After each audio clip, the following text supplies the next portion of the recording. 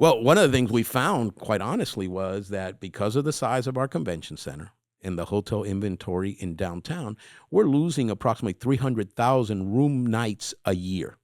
That's a lot. That's a lot, right? If we had a bigger convention center, we could stack conventions. We could have multiple conventions at the same time, and we had the place for the people to stay, right? That's important. Do you think we're there yet as a market? If we had a larger convention center? Oh, yeah. Oh, yeah. Oh, yeah. We're so the demand is there. Listen, we're booking stuff right now out to 2031. What? Because there's no space. We had a group in town a couple of weeks ago, and I went out to say hello and see them. And I didn't know when they were trying to come. I said, so where are you going? Can you believe 2031? Because you can't fit us in before then. God. And I'm like, holy smokes. Where would the convention center expand? It's on the water. Well, it wouldn't be on the water, obviously, and it can't go up. Why can't it go up? Structurally, unless you demoed and started all over Have again. you looked at that? Yes, that's been looked at. However, you have that space right in front of it where you have the sail pavilion. There's a lot of space there. Yeah. And then you have a vacant lot with a small building across from Harpoon Harry's where you'd have to jump the street. Is that owned by? That's owned privately. Okay. Owned privately. But the idea would be the county could partner or it buy would be the city with a private partner. So who owns the convention center? The city? City. Okay. City owned. Right. And if you look at where Harpoon Harry's is, which is also across the street from the convention center, but it's convention center property where the convention center garage is, you have another lot across the street where there's a lot of potential. See, so what you're saying is you could kind of play around with that space and figure something out. Oh, you could figure a lot out. Yeah. Is that being talked about right now? Yes. And it then must now, be with the demand you're describing. And now with the crosstown talking about eliminating those off ramps there. By Amelie, that even gives you additional space in that area.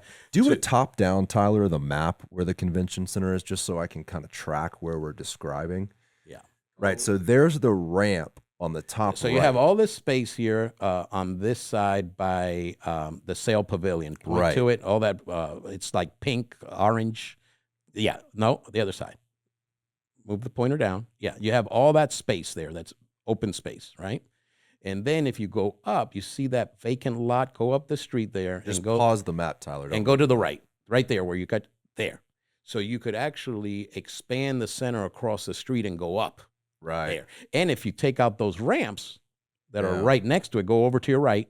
Yeah, there you go. You've got all that space. Right. So you could It's a lot of room. You could do a massive. That's like doubling the footprint of what we already have. Yeah. What about tearing it down and rebuilding it? You got to take your hits for a few years of having no income. And that's what Austin's doing. Austin's tearing down their convention center and rebuilding it. Yeah. Do you think that's feasible here?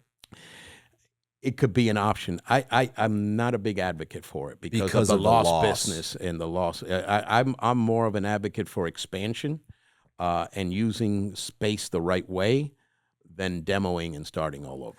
When they built the Water Street garages, they built them with the intention of potentially converting them into either office or residential. So structurally, they're able to be converted. So in terms of where there are options, where the foundation is, all that. There's a lot of space there. It just surprises me they wouldn't build a convention center with the capability to expand it vertically.